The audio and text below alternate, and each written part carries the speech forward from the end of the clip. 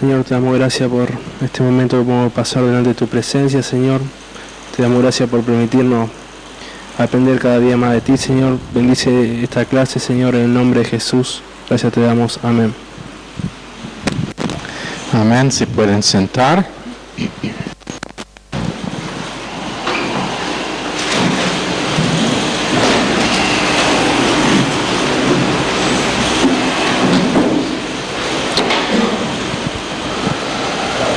Romanos capítulo 1. Como eso es una gran sorpresa, ¿no? Esta noche, alumnos, chicos y chicas, vamos a estar en el libro de Romanos capítulo 1.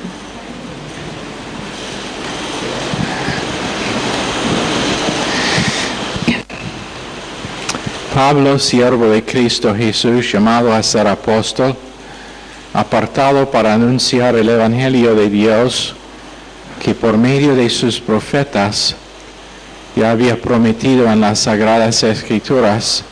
Este Evangelio habla de su Hijo, que según la naturaleza humana era descendiente de David, pero que según el Espíritu de Santidad fue designado con poder Hijo de Dios por la resurrección. Él es Jesucristo nuestro Señor. En la versión que la mayoría tienen acerca de su Hijo, nuestro Señor Jesucristo, que era del linaje de David según la carne, que fue declarado Hijo de Dios con poder, según el Espíritu de Santidad, por la resurrección de entre los muertos. En estos dos versos, en verso 3 y verso 4, tenemos probablemente una de las doctrinas más importantes y fundamentales en la fe cristiana, y esa es la doctrina de la unión hipostática. La unión hipostática. Para los que no saben lo que significa eso, les voy a dar una definición. Procede de la palabra hipostasis, que significa la modalidad de ser por el cual cualquier existencia sustancial recibe una individualidad independiente y distinta.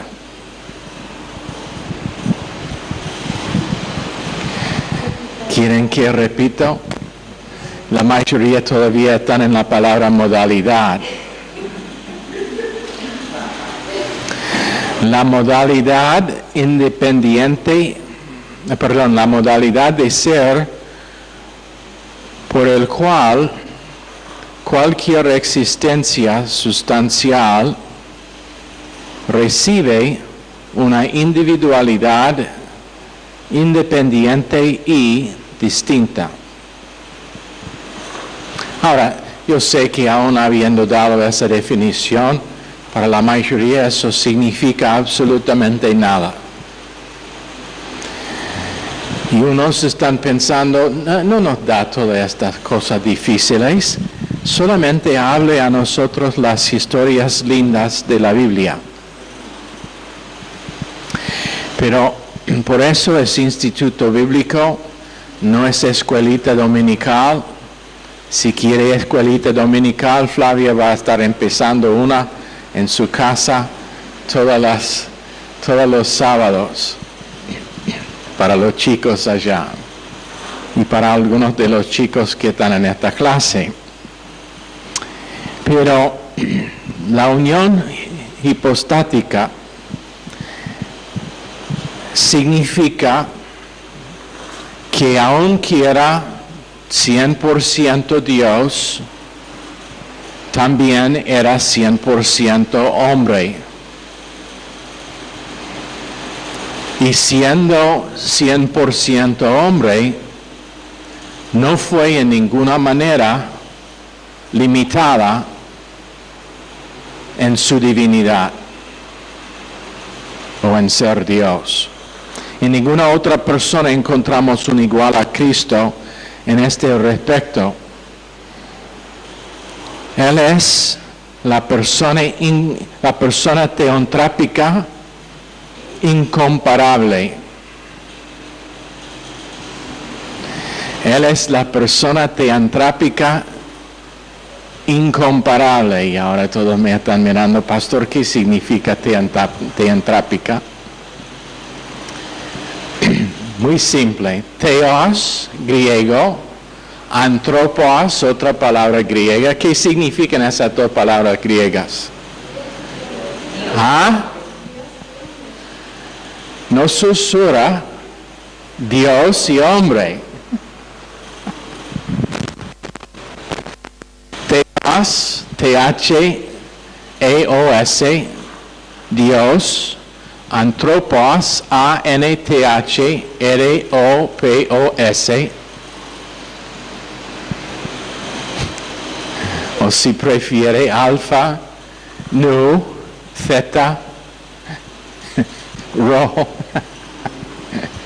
Esas son las letras griegas. Dios y hombre. Voy a repetir, es la persona teontrápica incomparable. Esta persona única, con dos naturalezas, siendo a la vez la revelación de Dios a los hombres y la manifestación de una perfecta y ideal humanidad. Como esa persona, él retiene el lugar céntrico en el pensar reverente de los seres humanos.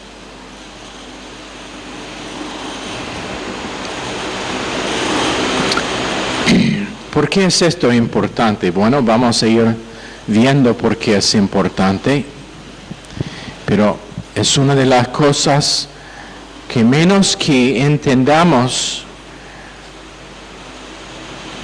la unión hipostática como básico a la persona de Cristo, su obra realmente no vale. Por ejemplo, maestro moderno, maestro, ¿cómo decir? Apóstata, te ha hecho la pregunta, ¿crees que Jesús es el Hijo de Dios? Su respuesta, yo no cuestionaría que Él es Hijo de Dios, más que cuestionaría que yo soy Hijo de Dios. Segunda pregunta, ¿crees, señor maestro moderno, apóstata, en la divinidad de Jesucristo? Yo creo, no cuestionaría, no dudaría la divinidad de Jesús, porque no dudo la divinidad mía. ¿Qué es el problema? Redefinición de terminología, redefinición de las cosas de que estamos hablando. Y si no lo saben, y yo sé que algunos no lo saben, si no lo saben, esto está pasando en todo lado, aún dentro de ramos de cristiandad que históricamente han sido fundamentales. Cambiando lo que ellos enseñan acerca de la persona de Cristo. Ahora, nosotros anoche decíamos, menos que era Dios que fue a la cruz, no era posible ganar la salvación nuestra.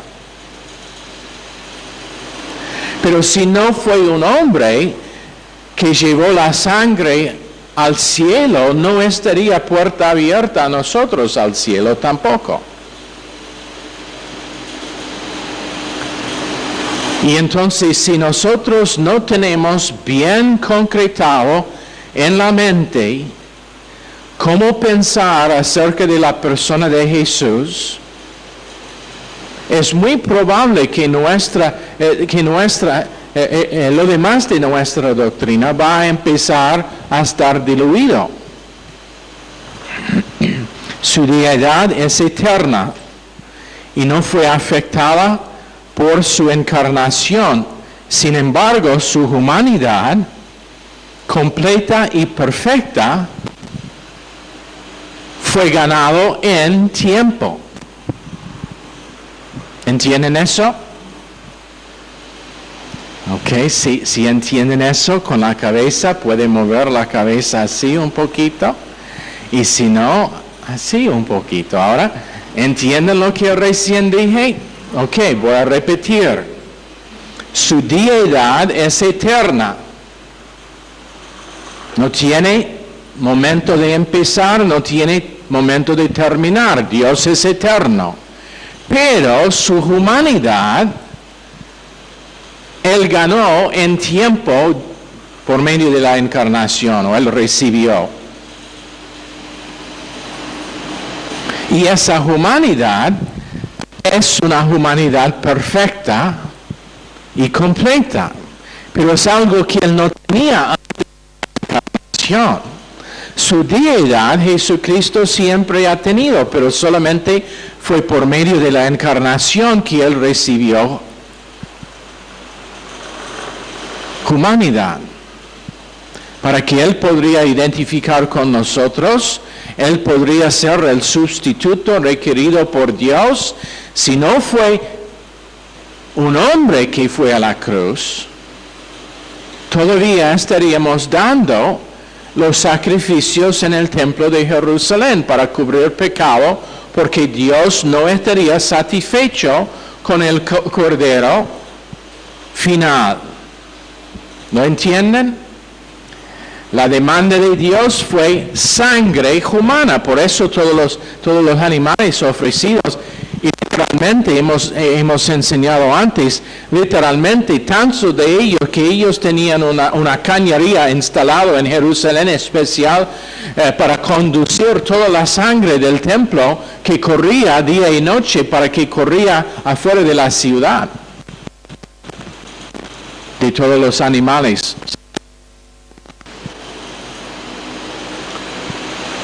Pero si no fue Dios, solamente fue igual a la persona que crucificaron los otros, y su sangre no fue de ningún valor.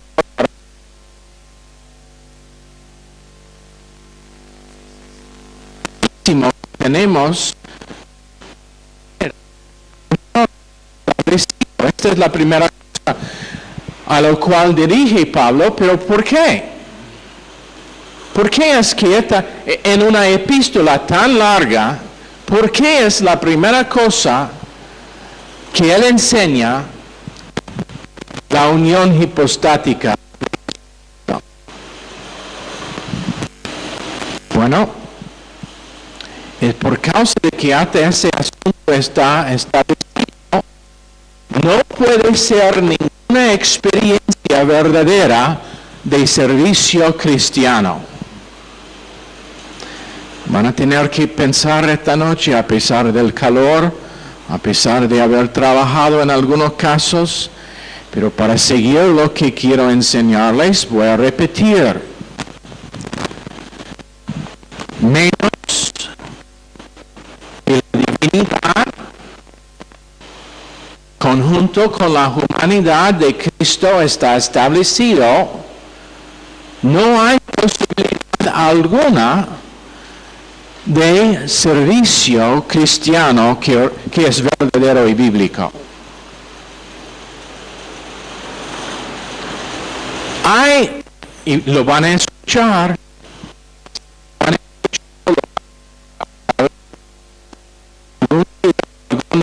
alguna lista cósmica, alguno que nunca ha pagado el precio del estudio va a decir, no me molesta con doctrina, yo simplemente quiero que la gente sean sanados, prosperados y que tengan una buena vida. Quiero que ellos reciban una bendición de Dios. Eso es lo que va a decir. No me molesta con doctrina. Lo importante es que amamos unos al otro. Bueno, abran sus Biblias a Hechos, capítulo 9. Porque la primera pregunta, antes de que nosotros preguntamos, ¿qué hacemos como creyentes? ¿Quién es este hombre Cristo? Hechos capítulo 1, verso 1. Mientras tanto, Saulo, respirando aún amenazas de muerte contra los discípulos del Señor, se presentó al sumo sacerdote y le pidió cartas de extradición para las sinagogas de Damasco. Tenía la intención de encontrar y llevarse presos a Jerusalén a todos los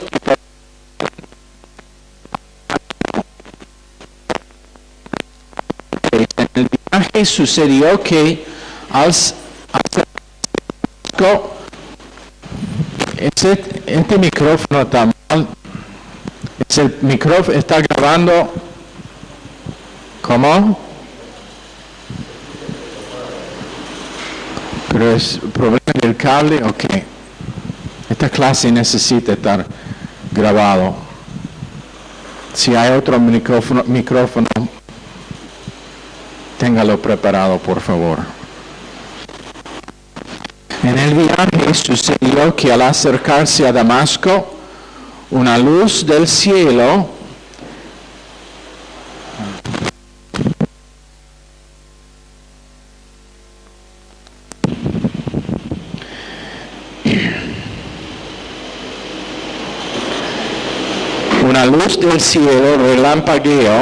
relampagueó de repente a su alrededor. Él cayó al suelo y oyó una voz que le decía, Saulo, Saulo, ¿por qué me persigues? ¿Y qué es la primera pregunta que hace Pablo, que era Saulo antes de su conversión? ¿Qué es la primera pregunta que hace Pablo del Señor? ¿Quién eres? Ahora, decime, ¿es eso casualidad? Siendo que se encuentra en las Escrituras inspiradas de Dios. Es casualidad que la segunda cosa, no la primera, pero la segunda cosa que Pablo le pregunta es, después de que el Señor contesta, yo soy Jesús a quien tú persigues, le contestó la voz, levántate y entra en la ciudad, que allí se te dirá lo que tienes que hacer. Entonces, ¿qué pasa? Los hombres que viajaban con él no escucharon nada. Verso 10, había en Damasco un discípulo, Ananías, y es sano. Entonces, antes de que él pregunta qué hacer, él pregunta quién es. Porque su experiencia como apóstol no podría ser correcto menos que fue establecido la persona que le habló. Ningún creyente puede servir correctamente a Dios menos que sabe quién es Jesús. Entonces, leemos en Romanos capítulo 3, la respuesta a esta pregunta que todos tienen que contestar. Francis Schaeffer, no sé si algunas de sus obras han sido traducidas, no fue Francis Schaeffer.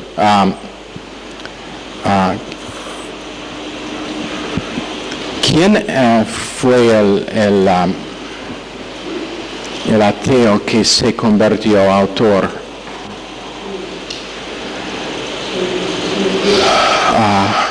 No fue Francis Schaeffer. El que escribió The Lion, the Witch and the Wardrobe. C.S. Lewis. Fue agnóstico, mejor dicho ateo. Él se puso a desprobar la Biblia y por investigar lo que dice, llegó a ser salvo. Eso ha pasado más que una vez con gente. Pero esto es lo que dijo C.S. Lewis en un folleto famoso que él escribió. La cosa que no puede, o la pregunta que todos tienen que contestar es: ¿quién es Jesús? Si nosotros investigamos las posibilidades, tenemos que concluir o fue quien dijo que era Dios mismo, o fue absolutamente loco. Fue absolutamente loco. Y esto es el porqué. No podemos solamente decir que fue un buen hombre o un profeta o uno que tenía más sabiduría que los demás por lo siguiente: por los milagros que hizo y por el nivel de los milagros, la enseñanza que tenía, y el hecho de que fue crucificado por profesar ser Dios mismo. Eso fue el motivo para fue crucificado. Tenía que o ser Dios, la persona que dijo que era, o loco. Porque si él fue a la cruz sabiendo que no era Dios, y eso fue el motivo para que fue crucificado, si él fue a la cruz sabiendo que no era Dios y fue crucificado, tendría que ser absolutamente loco, porque él estuvo viviendo una mentira. Y seguía en esa mentira hasta el fin. Ninguna persona mienta cuando es al punto de morir. Entonces, si él fue a la cruz sabiendo que no era Dios, tenía que ser loco. Pero locura no es constante con el nivel de enseñanza que dio. Lo que él enseñó y los principios que comunicaba fueron los principios de un hombre sabio, recto, justo, y no uno que mentía. Entonces C.S. Lewis dijo: todos tienen que llegar a una conclusión acerca de quién es Cristo, y no puede decir que era solamente un buen hombre. Porque si fue un buen hombre, ¿qué fue el motivo para que fue crucificado? Las Escrituras dicen claramente: fue por causa de su profesión de ser Dios. Ahora, pero en versos 3 y 4 tenemos la respuesta de quién es Jesús. Verso 3, este evangelio habla de su Hijo, que según la naturaleza humana era descendiente de David. Esa es mala traducción. La traducción que tienen ustedes en la Reina Valera también no es buena. Lo que debo decir es que fue hecho hijo de Dios o que fue nacido, hijo de David o fue nacido hijo de David. El descendiente no da suficiente énfasis. Pero verso 4 después dice que fue declarado hijo de Dios. Entonces, nacido y declarado. Dos verbos que Dios usa para describir su propio Hijo. Uno habla de su humanidad, fue nacido, como todo ser humano es nacido, pero fue declarado por Dios su Hijo, que le hizo también divino y deidad. 3 veces Dios usa dos verbos en contraposición para dar definición a quién es su Hijo. Y si no tenemos en claro la unión hipostática, es probable que Gálatas 1, capítulo 6, vamos a entrar en otro evangelio, o en 2 Corintios 11:4, si viene alguno predicando a otro Jesús que el que hemos predicado, o si recibís otro espíritu que el que habéis recibido, o otro evangelio que al que habéis aceptado, bien lo toleráis. Entonces, culpable de tener otro evangelio o otro Jesús. Satanás es experto en falsificación. Si él hizo billetes de 20 falsos, aún el banco no podría decir la diferencia. Y es experto en falsificar cristiandad y de distorsionar la verdad de quién es Jesús. En 2 Corintios 11:4, si viene alguno predicando a otro Jesús que el que os hemos predicado, y si recibís otro espíritu o otro evangelio, ya leí ese verso, lo tengo 2 veces. Pero 3 veces en las Escrituras Dios usa 2 verbos. Isaías 9:6. Porque un niño nos es nacido, hijo nos es dado. Niño nacido, ese es el precioso Jesús en la cuna que fiestan muchos creyentes durante la Navidad sin darse cuenta al resto de lo que dice Isaías 9:6. Un hijo nos está dado.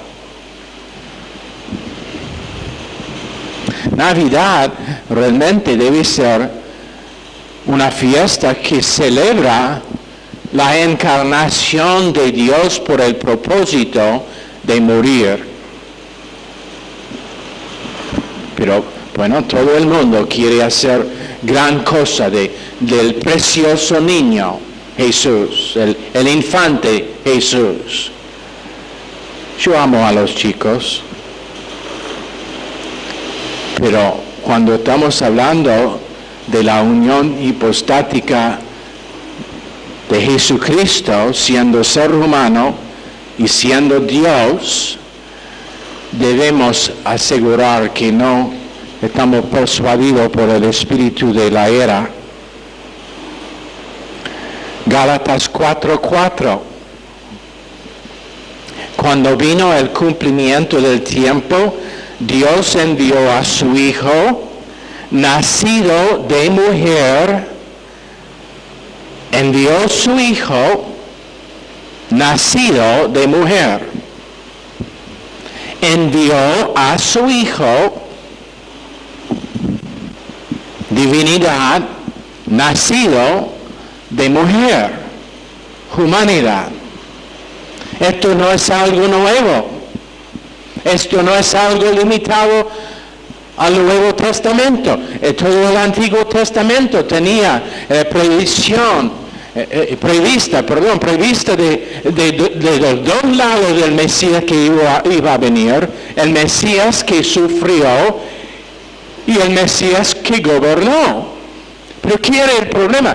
Por ejemplo, tenemos en Génesis 3:15 que dice que Jesús herirá la cabeza de Satanás y Satanás herirá el calcañar de Jesús. Pero ¿quién era ese hombre profetizado? ¿Simiente de quién? De la mujer. ¿Dónde estuvo Adán en esa ecuación? No está allá. ¿Sabe por qué? Porque Dios estuvo profetizando el nacimiento de virgen de Jesucristo. Estuvo profetizando ser humano siendo Dios, Dios siendo ser humano, ambos en una persona, dos naturalezas, no una naturaleza pecaminosa, pero una naturaleza humana, conjunto con la naturaleza divina. Y esto vemos en todas partes de las Escrituras. La Biblia es incomprensible sin darse cuenta de que Cristo vino la primera vez para salvar al individuo, el pecador individuo, de sus pecados individuos, y que va a venir la segunda vez para redimir la sociedad y la civilización y el gobierno. Primera vez vino para redimir individuos. La segunda vez va a ser redención del sistema gubernamental, de la sociedad, de la civilización, el sistema religioso. Pero ¿qué pasó? ¿Por qué si todo esto está profetizado en el Antiguo Testamento? ¿Por qué no se vio así? Porque Israel estuvo compuesto de seres humanos que por varios cientos de años estuvieron bajo el dominio de otras naciones, siendo oprimidos por esas naciones. Ahora, si yo vengo con un evangelio de sufrimiento o de buenas nuevas supuestas, de un Mesías que iba a sufrir, ellos estando bajo opresión, ¿van a estar muy abiertos a recibir esas noticias? No, ellos rechazó a su Mesías la primera vez porque no fue el Mesías que estuvieron esperando. Ellos quisieron el Mesías que también fue profetizado, el Mesías vencedero del Antiguo Testamento, pero por causa de su propia condición ignoraron el Mesías que sufrió, que también fue profetizado. ¿Sabe que el mismo principio es problemático en la iglesia hoy en día?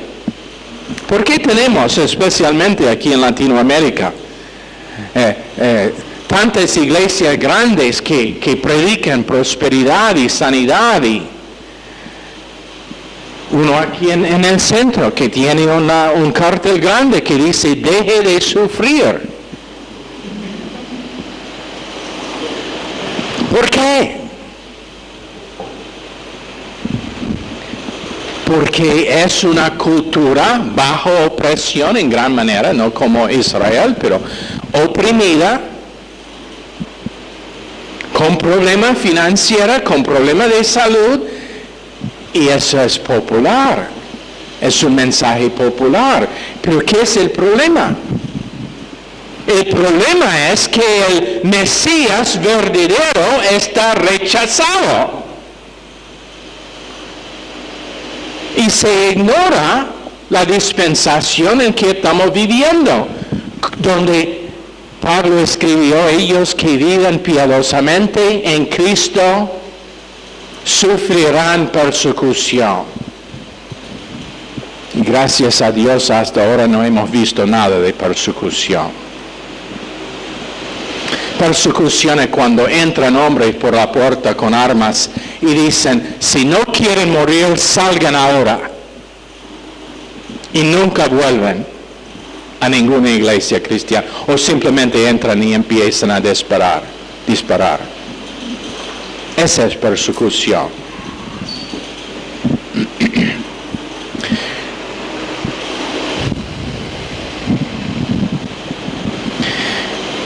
La enseñanza de corazón de toda la palabra de Dios es que el hombre es incapaz de redimir a su sociedad y que el negocio verdadero de la iglesia de Jesucristo es salvar el número más grande de individuos de la destrucción antes de que viene la destrucción final. Pero vemos su naturaleza doble en tales porciones como Marcos capítulo 4, donde después del día que hasta ese punto probablemente fue el día más difícil en su ministerio, ¿qué pasa?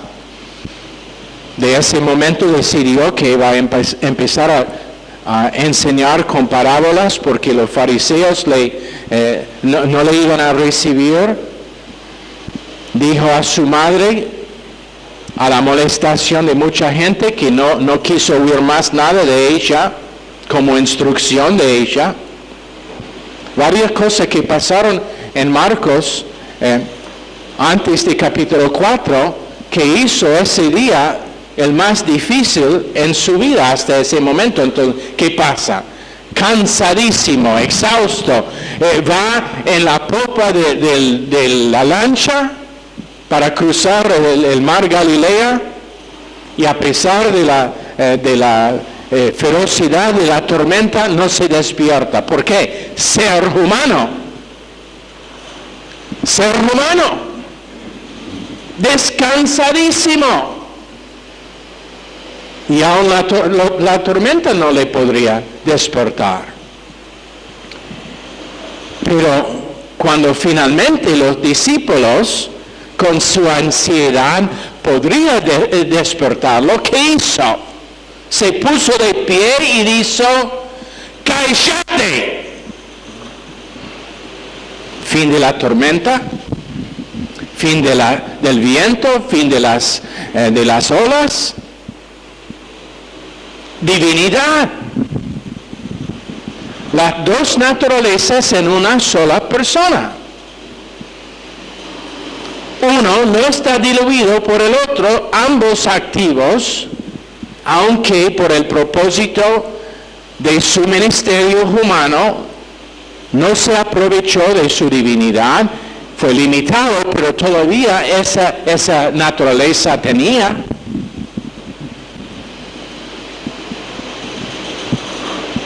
Y si nosotros decimos que él fue un buen hombre, si nosotros decimos, o el otro extremo es decir, como los gnósticos, que realmente no fue tal cosa como encarnación, que él fue una fantasma. Parecía tener un cuerpo corporal, una existencia corporal, pero en realidad fue una fantasma, porque era Dios. La mente humana no puede aceptar o no puede entender que una sola persona puede tener dos naturalezas, pero Dios nos enseña en todas partes de las Escrituras. También en Mateo 17 tenemos el ejemplo de que los discípulos le preguntan, Maestro, ¿es justo que nosotros pagamos impuestos? ¿El impuesto del templo? ¿Debemos hacer eso? Jesús le contesta que sí, que deben pagar sus impuestos. Y mientras que estamos allá, quiero desviar por un segundo. Los impuestos que Jesús enseñó a sus discípulos que deben pagar no fueron 21%. No fueron 10%. Sus impuestos fueron menos que el sueldo de un día, que fue suficiente para todo el año. Para poner eso en la luz correcta. Pero Mateo 17 dice, sí, Pedro,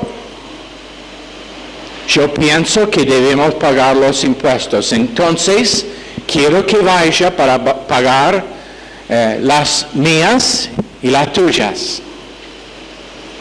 Ser humano. Su humanidad, sumiso a las reglas y a las leyes humanas. Pero la manera en que él pagó los impuestos, ¿cómo era? Ojalá que todos nosotros lo podríamos hacer. En el caso nuestro tendría que ser una ballena. Él dice, Pedro, vete al mar de Galilea que yo crié. ¿Cómo era? ¿Cómo? Crié. Que yo hice. Vete, Pedro, al mar que yo hice, donde una de las criaturas mías, conforme a mi deseo, perdió una moneda, se cayó en el agua. Uno de los peces que yo también hice, comió esa moneda. Pedro, vete allá porque yo voy a enviar el pez para venir en el anzuelo en la punta de su línea, y si no tiene anzuelo, el pez subirá la línea para saltar en su bolsillo. La divinidad de Cristo. Su humanidad, yo pagaré los impuestos igual con los demás, pero para tenerlos tengo algo especial preparado. Me pregunto qué tipo de carnada usó Pedro. He estado probando carnada desde entonces, pensando, posiblemente fue el tipo de carnada que usó que atrajo a ese pez especial.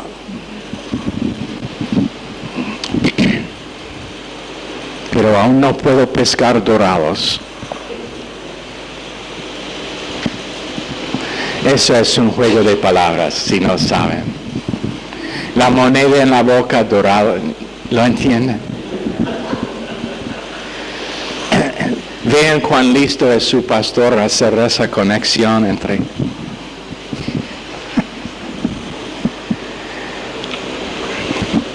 Lunes vamos a seguir en este tema con una parte de la encarnación que realmente prueba la divinidad de Jesús, que era el cumplimiento de la profecía para el Mesías, y eso será sus descendencias, su genealogía que está dado en Lucas y en Mateo, que prueba sin duda de que él tenía que ser el Mesías.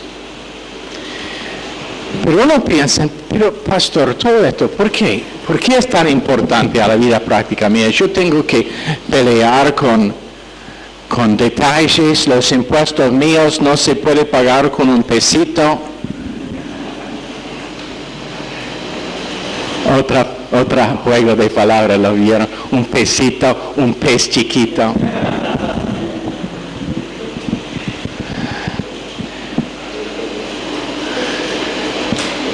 Tengo problemas en todo lado. ¿Qué tiene que ver conmigo? Esto es lo que tiene que ver con nosotros. Jesús no es el único que tenía doble naturaleza. Por causa de la cruz de Calvario, el creyente tiene una naturaleza doble. La naturaleza pecaminosa, que tiene su poder y fuerza cortada, y la naturaleza de Cristo mismo que mora ahora dentro del creyente. de que se puede aprovechar. Y entonces, por causa de la doble naturaleza de Jesús, viniendo a este mundo para identificar con nosotros, ahora podemos identificar con Él, no podemos vivir una existencia sin pecado, pero podemos pecar menos y menos. Podemos tener una provisión que es una provisión divina. Y puede ser que no podemos estar en medio de la tormenta y decir, cállate, como hizo Jesús, pero podemos estar en medio de la tormenta y decir a nosotros mismos, a las emociones, cállense a las emociones para que no nos venzan, para que no nos ahogan de la presión del momento. Puede ser que no podemos decir al hombre que es ciego, tomar un barro y ponerlo en sus ojos para que vea, pero podemos comunicar con gente para que ellos vean su vida correctamente. Tenemos algo que les podemos comunicar que es mejor que vista natural. Puede ser que no podemos levantar de los muertos la viuda de Naín como hizo Jesús por causa de su doble naturaleza, pero podemos levantar de los muertos los que están espiritualmente muertos y darles una vida resucitada por medio de Jesús. Puede ser que no veremos milagros como hizo Jesús durante su tiempo. En algunos casos veremos tales cosas. No estoy eliminando la posibilidad esa, pero a su vez el milagro más grande es que yo puedo vivir en este mundo representando Dios mismo, siendo yo un pecador imperfecto con tantas fallas que ni lo puedo contar y no quiero que ustedes lo cuenten tampoco.